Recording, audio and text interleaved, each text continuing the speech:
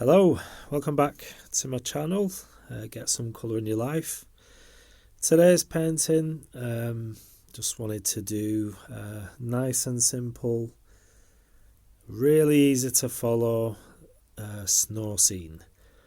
This morning when I woke up, after I'd been to the gym, I woke up and it was absolutely covered in snow everywhere where we live. So I just thought it'd be nice to make a little snow scene and do it nice and simple. This paper I'm using is a Bockingford £140, and it's actually a rough surface. So I don't know whether you could see tried showing the grain of the paper. Don't know whether that's shown. But that's what I'm using, and I'm just using yellow ochre and a raw sienna into the sky mix, just to give a slight warm feel to the sky. You have these nice colours in the winter, especially when there's snow. It's like a yellowy tint to the sky. So that's all I'm doing. I've wet my top half of the paper with plenty of water. And again, I'm using the Hake brush, as you can see here, just using nice broad strokes and letting all that pigment flow down the paper. So don't fight this stage, just let the water do its thing. And I guess when you're working with watercolour, the less you mess around with it, the better it becomes, especially with sky. And you can see I'm just dropping in some indigo and it's neutral black. This is actually the White Nights paints, which I recently purchased. So this is the first painting I'm actually doing using those. So it's going to take me a little bit of time to get used to the names of the colours and the way these different pigments act. But you can see they're nicely sort of mixing together on the page, coming down, as I've got my board tilted roughly at a 45-degree angle.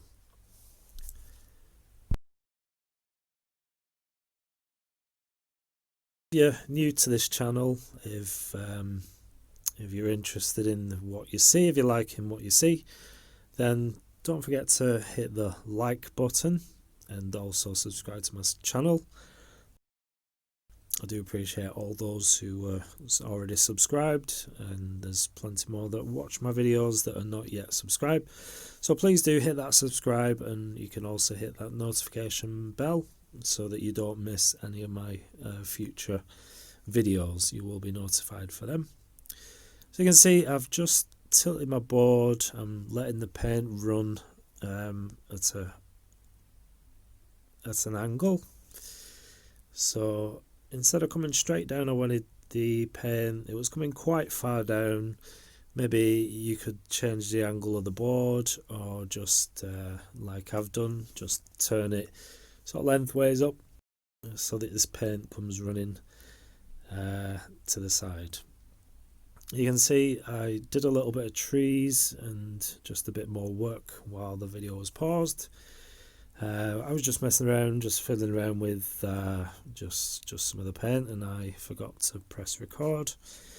So that's all I've done here, just a few sort of trees, and you can also see those shapes in the middle of the paper. And these I'm thinking are going to be buildings, so I just literally took a dry brush and took out some of the pigment there, just to give a white shape basically at this moment. And I'm doing the same here. This is how I did the buildings. So just with a dry brush, just run your brush across and then maybe wipe with the paper towel. Don't want any water on the brush, you just want to soak up that pigment that's down if you want to lift. So that's all I'm doing here, just removing some of the paint, just to give some of those nice sort of clean snow areas in the scene itself. And you can also use the paper towel. You can see what I'm doing there, just blotting little bits and bats. And then it was really important that I let this part dry. I know a lot of people in watercolour, it's sort of hard to wait around and have the patience to let things dry. But I used the hairdryer just to speed that process up, because I didn't want any unwelcome sort of runbacks or cauliflower areas. So when it's nice and dry, you can sort of go around the buildings and bring those buildings forward even more and add some contrast. So that's what I'm doing with these trees, just setting them just behind the buildings and letting those buildings take shape.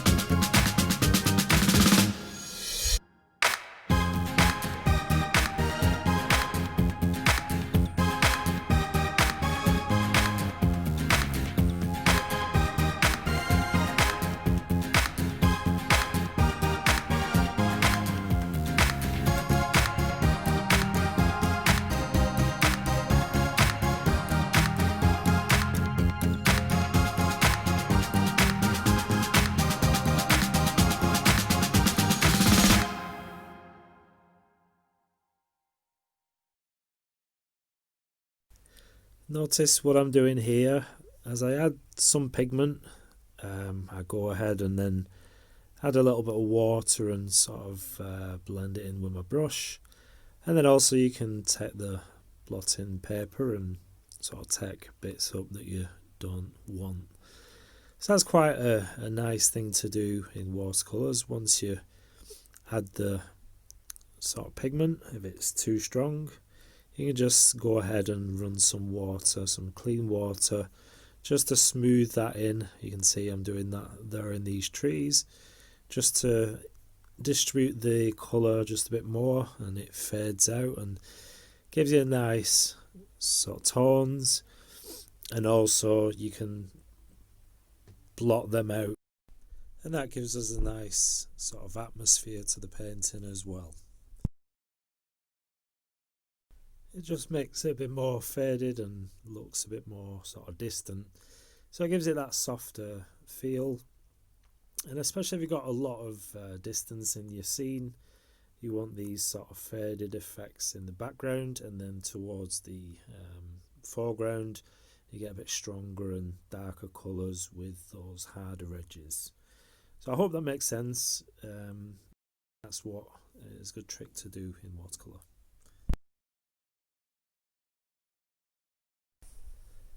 For these buildings, I'm using a mix of raw sienna and yellow ochre. Just mix those two together and that's the colour I'm using for these.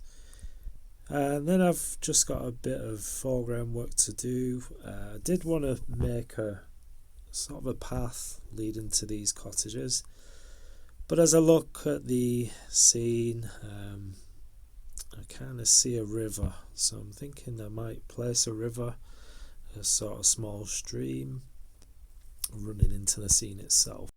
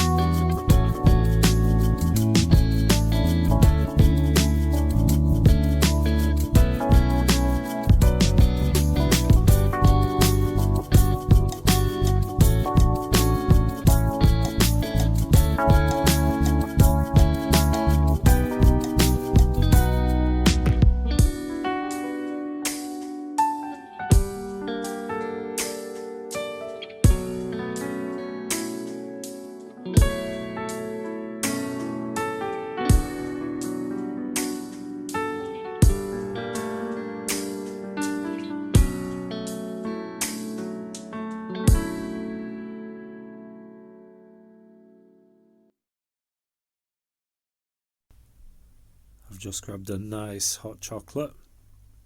We got Dolce Gusto hot chocolate maker for Christmas. That's come in really handy, especially while the snow's on the ground and it's just too cold to go out. I think we're going to spend the day in sort of duvets on the sofa watching films, eating chocolate. Seems perfect weather for it.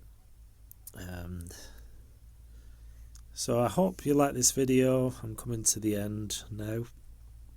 So if you haven't pressed subscribe yet, then please do so. Give us a thumbs up. Leave a comment. I do like reading your comments. And that's it. This is my favourite part of the process, is just taking that masking tape off. It gives you that idea of how nice it'll look in a frame and your paintings, and it gives that nice crisp, sharp, clean edge. So there you go. Thanks for watching. I'll just give you a closer look. It's a nice simple scene. If you why don't you give it a go? Okay, thanks for watching, and I'll see you in the next video. Take care. Bye bye.